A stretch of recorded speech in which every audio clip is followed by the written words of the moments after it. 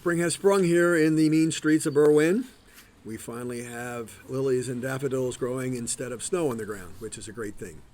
By the time you're seeing this video, it is Wednesday of Holy Week, and I wish you all a very happy and holy Week, as well as a very blessed Easter. I was reading an article by a woman by the name of Angela Duckworth. Angie is a professor at the University of Pennsylvania. She is also the founder and CEO of a company called the Character Lab that studies basic motivations, therapy, et cetera, et cetera. And she had written an article based on some research together with a gentleman by the name of Aaron Beck, who is a leading psychotherapist in the world.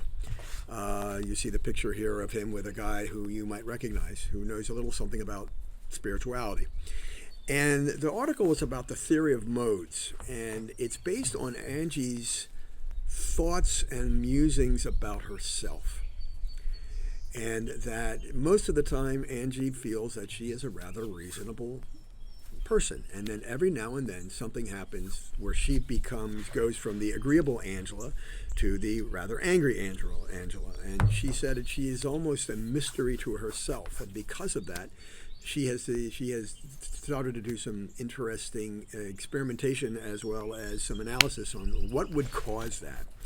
She set up an interesting experiment, and it was with the Princeton Theological Seminary, and they used a number of seminaries, and they set up a situation. It was like this, and it basically mirrors the parable of the Good Samaritan that you find in Luke chapter 10, verses 25 to 37.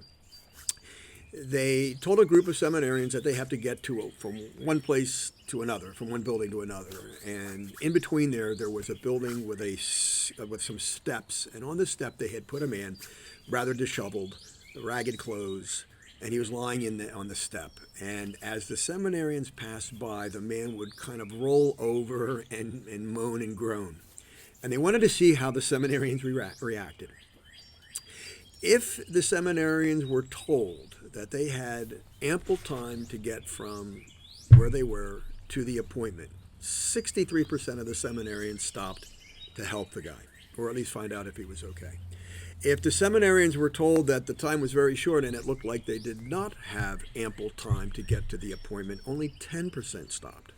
Now, Angie said, why is that? These are men and women of good hearts. They were certainly familiar with the parable of the Good Samaritan. So why did 90% not when there was an appointment that was pending? And this is this idea of the theories of modes, that in some cases it very much depends on situations. Situations, thoughts, emotions, motivations all interact. And Angie has this great quote. She says, you know what, there is as much of a difference between me and myself as there is between me and others. And in this regards, the surrounding situation, the nuances about the what is happening in my life at that moment really affects my heart and the way that I reach out and I interact with others. Where at one moment I can be agreeable Angie, and the other moment I can be angry Angie. So I just thought it was rather fascinating, and it gives us pause to say, what would we do in a situation like that? I'm going to continue this next week. I posted the articles to which Angie refers to, as well as the article that I read here. There are 3, as a matter of fact.